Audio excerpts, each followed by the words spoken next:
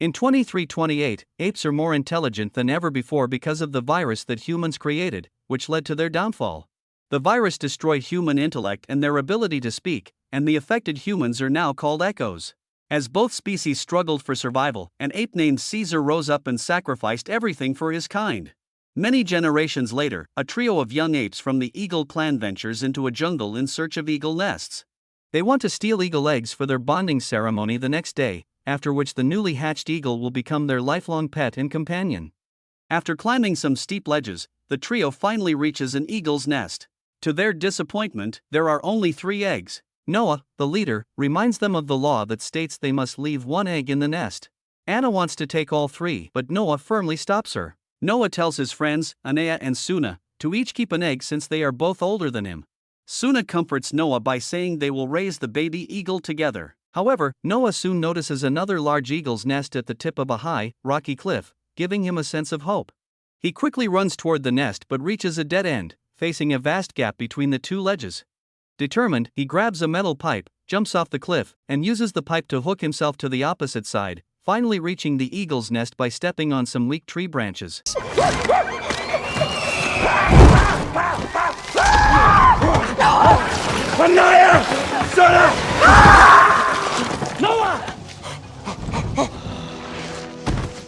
The trio then returns to their horses, only to find that their supplies are missing and someone mysterious is hiding in the woods. Suna flings a stone at the creature, injuring it and causing it to flee. They follow the creature, which disappears into a tunnel they are forbidden to cross. Nervously moving forward, Anea picks up Noah's blanket, stolen by the creature, with blood marks on it. Anea suspects the blood belongs to an echo, though Noah insists that echoes usually do not cross the valley into the apes' territory. The trio rushes back to the village. Upon reaching it, Noah meets his mother, Dar, who tells him to take the egg to his father, Kararo, the bird master. Noah then heads to a shelter where Kararo is tending to many eagle eggs, humming a song to them. As Noah begins talking to Kararo, Kararo's pet eagle, Sun Eagle, returns from outside and aggressively bites Noah.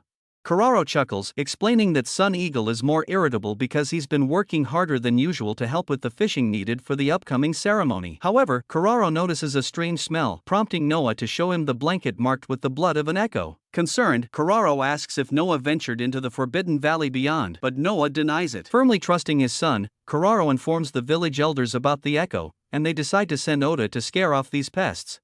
That night, while Noah stays awake doing chores, he hears a strange noise from the fish storage shelter. Fearfully, he investigates and finds a human girl scavenging for food. Noah tries to capture her, but she pushes him away and escapes into the woods. Unfortunately, during the struggle, Noah's egg is damaged and becomes useless. Feeling distraught, Noah seeks advice from his friends. They suggest waiting until next year's bonding ceremony, but Noah fears embarrassment and decides to venture alone into the dark jungle in search of another egg. After traveling deeper into the jungle, Noah notices distant flashes of light and sounds of fighting ahead. He dismounts and cautiously approaches, eventually finding a campfire surrounded by the bodies of large, freshly wounded apes wearing strange masks. Suddenly, a hand grips Noah's shoulder, startling him. It's Oda, who tries to warn Noah about approaching danger but collapses from his wounds before he can explain further. Hearing the thundering approach of a large group on horseback, Noah swiftly hides in the bushes. The armed marauders arrive, confirming their identity as the masked apes. Their commander, Silva, discovers that his scouts were slain by an ape and identifies traces of human scent on Noah's blanket. Convinced the perpetrators are nearby, he orders his troops to search for both the human and the ape clan. Find his clan! Search in all directions! Follow the horse! Find his clan!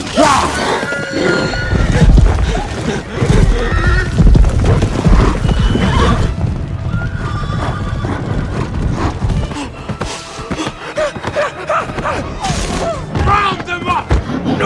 No, please! Suna! Anaya! No, help! Anaya! Mother! Father! Run! Help your father!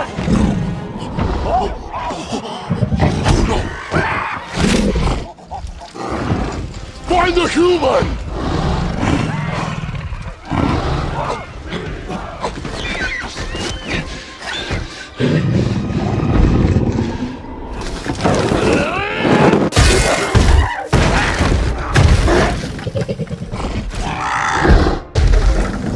For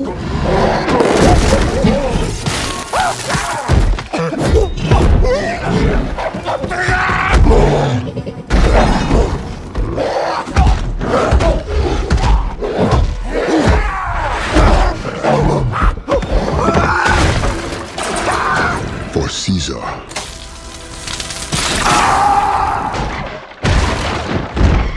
The next morning, Noah awakens, having survived the fall, only to find his village in ruins. Sadly, his father has died. Noah solemnly buries him and, after mourning, vows to track down the marauders and rescue his abducted clan members. Meanwhile, Sun Eagle survives and screeches at Noah before flying away. Determined, Noah gathers a horse and a damaged electric stick, embarking on a journey into the valley beyond. During his travels, he passes through the remains of an ancient human city, where he discovers his mother's scarf on the ground, a sign he's on the right path. On a windy night, he senses being followed but decides against confronting the presence. The next morning, Noah finds Sun Eagle nearby and tries to call it to his arm with a humming tune, like his dad used to.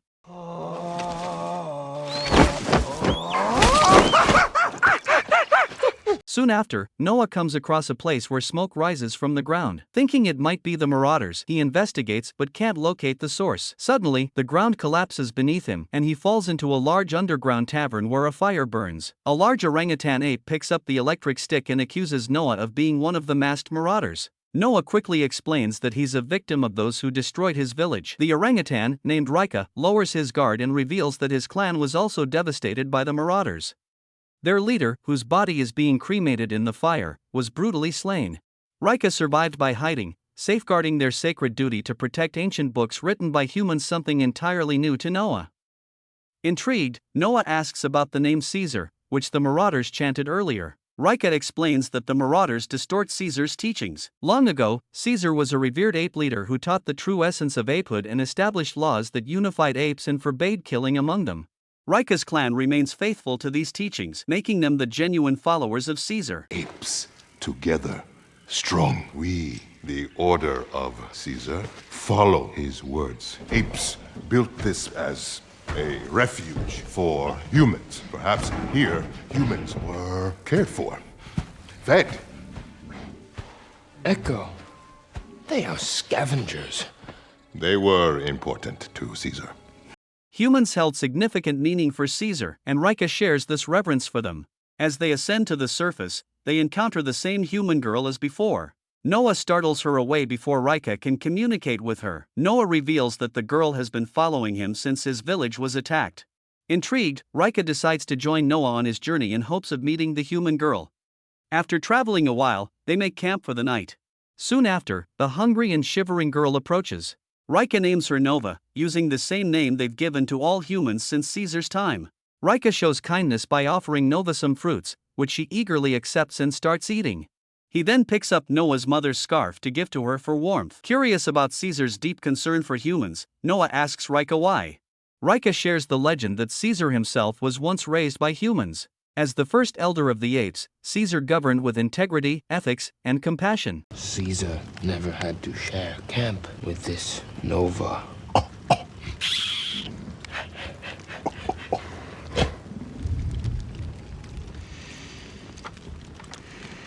Later that night, Noah explores and stumbles upon a large telescope. He marvels at its functioning. When he peers through the lens, Nova, following him, also gazes at the night sky through the telescope, surprising Noah with her intelligence, which defies his previous perception of humans as dim-witted.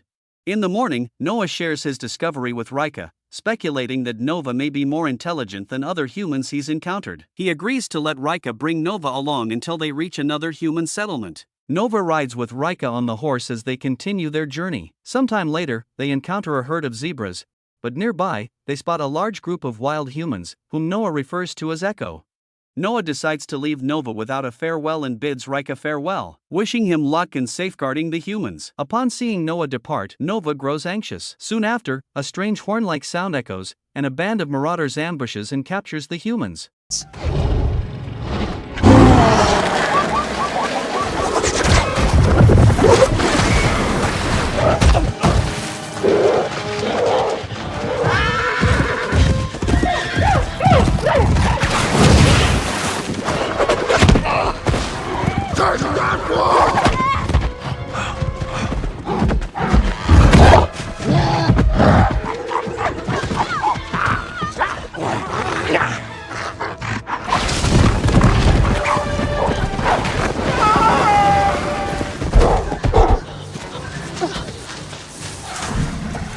Spread out!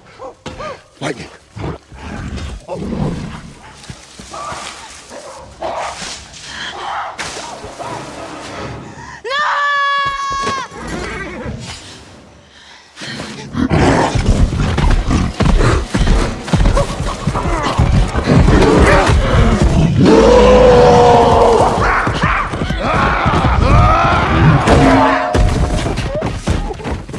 What did I miss? She spoke. I have a name. May. Nova then reveals her real name is May. She knows where Noah's family has been taken and wishes to go there, as there is a human settlement nearby.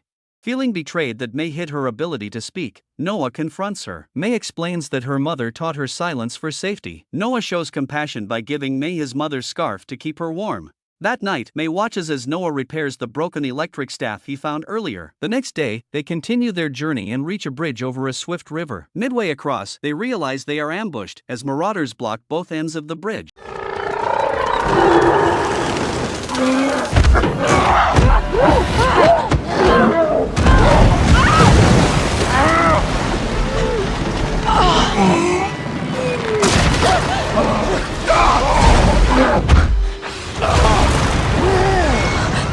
Together! Strong! Subsequently, Noah and May are captured and taken to the Marauder stronghold, situated near the seashore outside a large military bunker. May is separated from Noah and brought into a room filled with books and various other items. Inside, an elderly man named Travan resides. He questions May about her origins, but she hesitates. Instead, Travan shares his own story of traveling alone and sustaining ankle injuries until he was taken in by the apes. Travan persists in asking May about herself, but she only reveals that she does not serve the apes, unlike Travan. Outside, Noah is reunited with his friends and his mother. They embrace emotionally, their reunion shadowed by the loss of Koro. Soon, a horn sounds, gathering everyone together. Proximus, the leader of the community, delivers a brief speech about the potential treasures and technologies within the bunker that could benefit them. What a wonderful day! Say his words! Apes together, strong! What a wonderful day! He is not Caesar. He sees himself as a great leader akin to Caesar. Next, a group of horses and apes attempts to force open the bunker door, but their efforts yield no result. They resort to lighting bags of gunpowder placed on the door, but even after much effort, the door remains firmly shut. Travan, observing the scene and the mastermind behind various innovations, including the electric staff, reassures May not to worry, claiming there is likely no one inside. May, however, insists that the bunker houses crucial technology and weapons hidden by the government during troubled times. May expresses concern over apes possessing such advanced technology, but Travan appears indifferent, believing the world now belongs to the apes and resistance is futile. Shortly after, May, Noah, and Travan are summoned to a feast with Proximus Caesar. During the gathering, Proximus reveals his desire to access the vault, fearing he won't live long enough for apes to develop such technology on their own, and seeking an instant technological leap forward.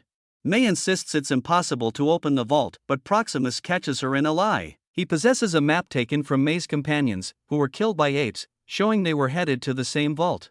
Despite this, May still refuses to cooperate with Proximus. Proximus then privately speaks with Noah, attempting to turn him against humans. He claims humans are deceitful and possess dangerous weapons in the vault, which Proximus needs to build a powerful ape kingdom. Later, Noah confides in Dar, who feels hopeless now that the Eagle clan has aligned with Proximus after their elders pledged loyalty. She believes the Eagles won't return, as Proximus sees no use for them in his clan. After Dar leaves, Noah reflects on the new laws that have enslaved them. He takes out the necklace symbolizing Caesar that belonged to Rika. Just then, a sun eagle nearby flies over and finally perches on Noah's arm. Observing a wooden sea barrier, an idea strikes Noah. He visits May alone at night. May apologizes for withholding the truth, but Noah's trust in her has been shaken. Nevertheless, he suggests he might help her if she provides him with answers, since he thinks they both have some common goals. May then reveals some information to him about how apes used to be silent until the man-made virus gave them intelligence and resulted in the death of many humans. She also explains her desire to find a book inside the bunker that could restore human communication. Noah is intrigued and wonders if water could affect what's inside the bunker. Following this conversation, Noah gathers his friends, Suna and Anea, to embark on a mission. Anea is initially hesitant but later changes her mind and decides to join them to support her friends. Meanwhile, May prepares some bombs using gunpowder and sends Suna and Anea to place them on the sea barrier. However, things take a turn when Travan finds them and argues against destroying the sea barrier, warning that it will only be rebuilt. May tries to convince him to join their cause, but Travan remains stubborn and warns them about potential consequences for their actions. As Travan is about to leave, May attacks him from behind and chokes him to death. They then throw his body into the sea and walk along the rocky shore. The rough night tides make their path hard, but after walking for a while, May climbs onto Noah's back, and they start climbing a dangerous cliff. Noah slips halfway through the climb but manages to catch on before falling any further, while May narrowly saves herself from falling. They reach the top of the cliff, where there is a way inside the bunker through the exhaust ducts. Inside, the bunker has many levels, so they climb down through the stairs. May then turns the power back on, and the lights of the bunker illuminate. May heads to a room where she finds a closet full of guns and takes a hard drive from another machine. She returns to Noah and his friends, and they head towards the bunker door. On the way, they see a large number of tanks and military equipment in the hangar behind the door. May unlocks the bunker door from the switch inside, and it starts opening, but they discover that Proximus and his guards are waiting outside. Proximus commends Noah for his cleverness but scolds him for trusting a human. He then threatens Suna's life and asks Noah what May plans to do after opening the bunker door. Noah, having to choose between his close friend and the human, becomes confused and can't decide. So, what do you choose? A human over an ape? No!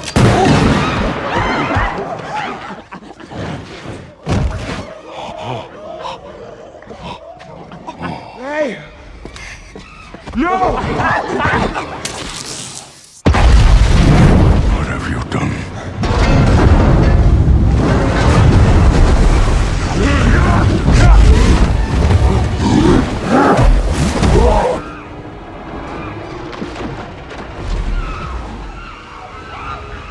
Noah instructs the rest of the Eagle clan to start climbing upwards. He narrowly saves his mother from drowning and helps her climb when suddenly he is confronted by Silva. Silva chases Noah around the bunker amidst the intense flooding. Noah evades Silva's attacks multiple times, leading him through a network of pipes. Silva breaks the weak pipes and keeps following Noah until Noah slips through a narrow space between pipes. Silva, being too large to pass through, gets trapped and drowns. In the next scene, Noah reaches the top and exits the way they came in with his whole clan present. You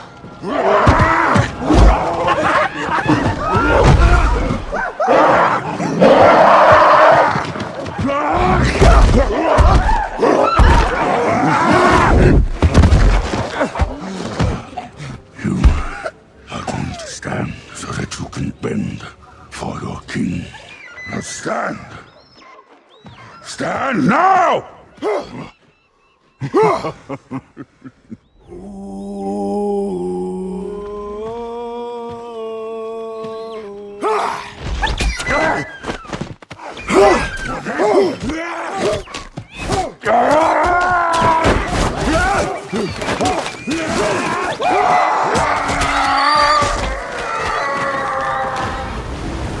In the next scene, some time has passed and Noah has become the elder of his village. May visits Noah to say a final goodbye. Noah thinks that humans will never give up until they claim everything. May responds that humans are only rightfully claiming what used to be theirs. Noah wonders what Rika would say at such a moment and asks May if humans and apes could live together. May doesn't have an answer, but it's clear she still doesn't fully trust Noah, as she holds a gun behind her back. Noah, however, leaves her with Rika's necklace bearing Caesar's symbol, calling it important. This gesture moves May to tears.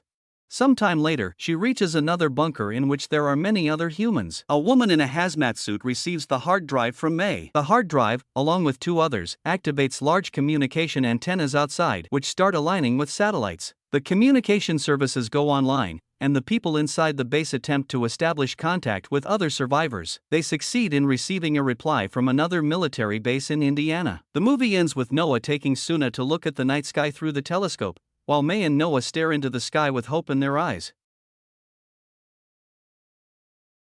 Thus, we reach the end of this film. Thanks for watching. You can like this video to support us. Don't forget to subscribe for more content. See you in the next video. Goodbye.